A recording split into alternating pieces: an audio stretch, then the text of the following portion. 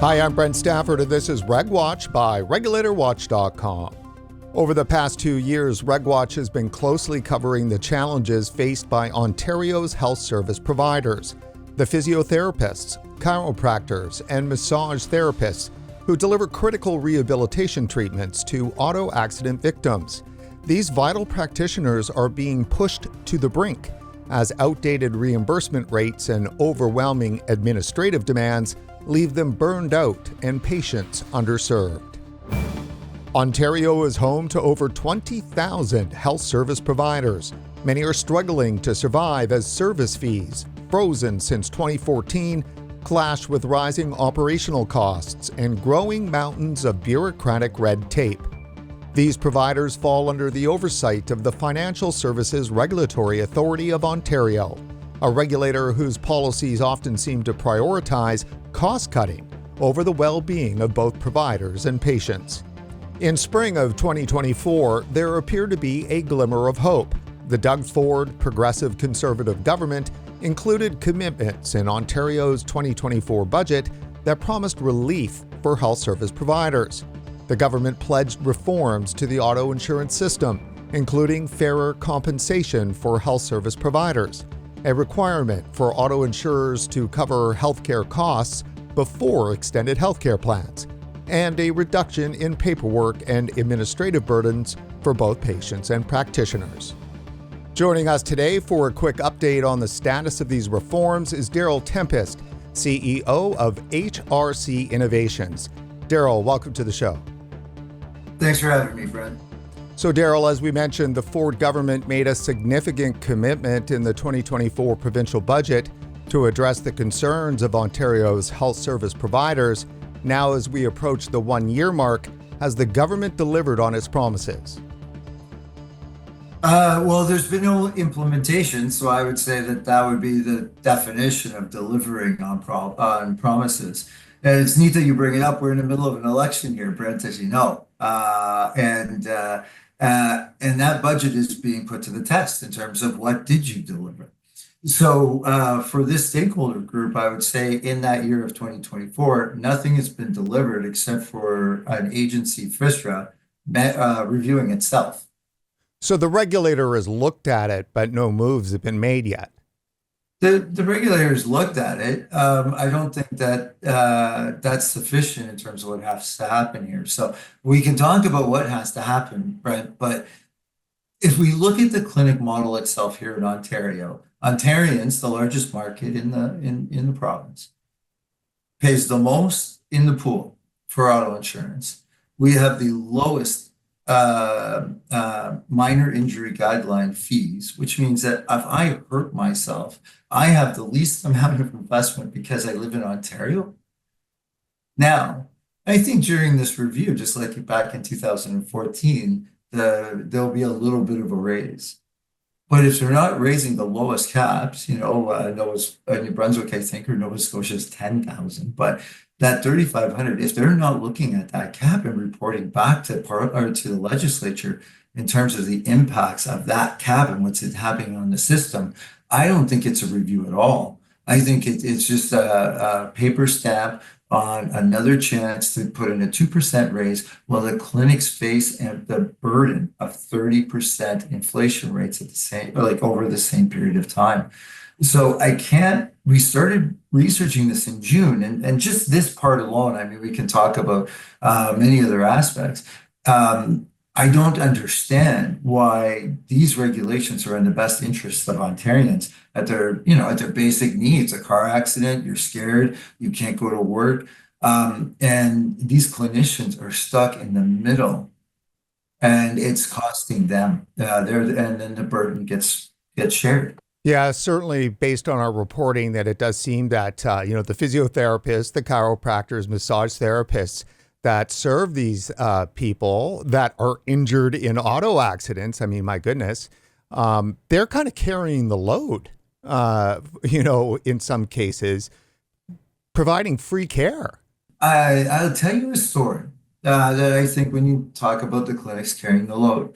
Over our Christmas period, there was a postal strike, as you know. And there wasn't enough foresight to make sure the clinic owners were getting their checks from insurance companies. Some insurance companies only make payments by checks.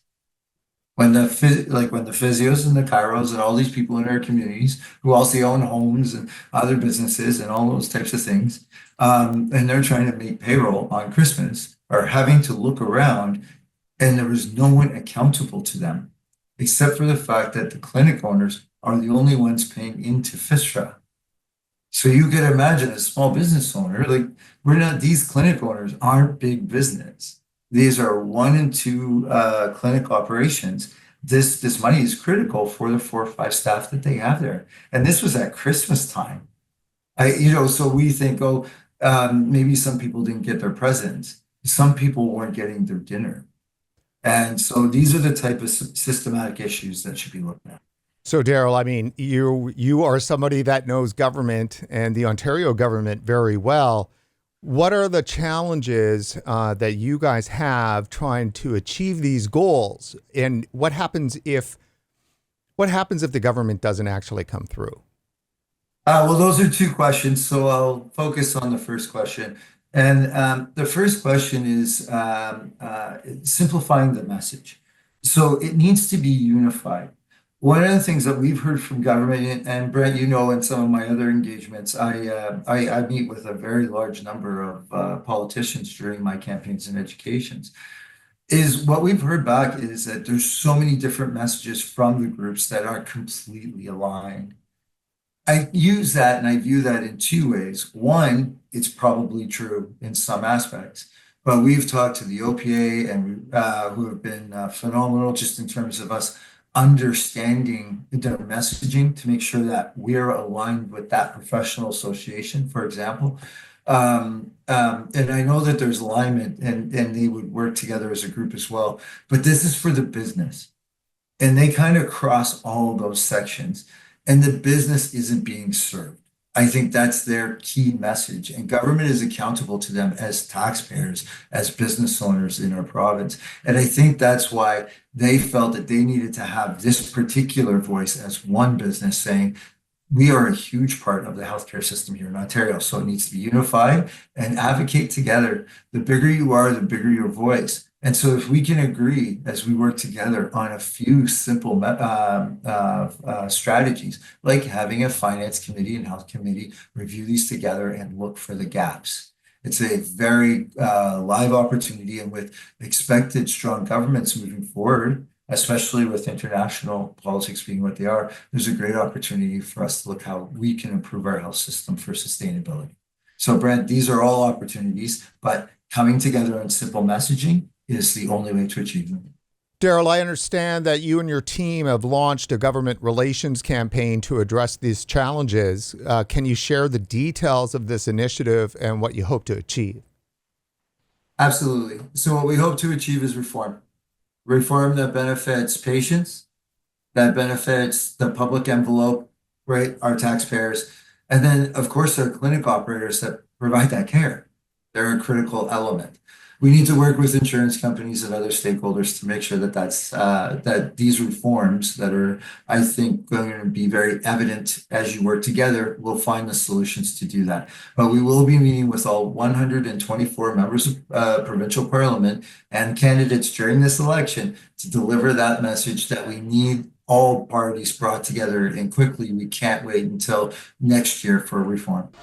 And so, Darryl, is there anybody else that's coming in to join this campaign that could be helpful? Actually, we're very excited for other communities, such as leaders within pharmacy delivery, rehab equipment, wheelchair and walker manufacturers would be a great example. Other industries are coming and asking how they can help. Because the clinicians and these clinics are their access point to do their part for patient care. So thank you very much, Brett. This was a terrific opportunity to talk about our issue. And I really appreciate the work. We've taken all of your videos, as we always do with your videos, and we've put those in part of our campaign. So we've been sending those out to all the candidates across Ontario. So Brent, Brent, thanks for bringing so much the spotlight on this issue. It was a huge bump up for our campaign. We've grown now to almost 100 clinics in stage or two of joining this campaign, and we anticipate a lot more growth through the election. So thank you very much, Brent.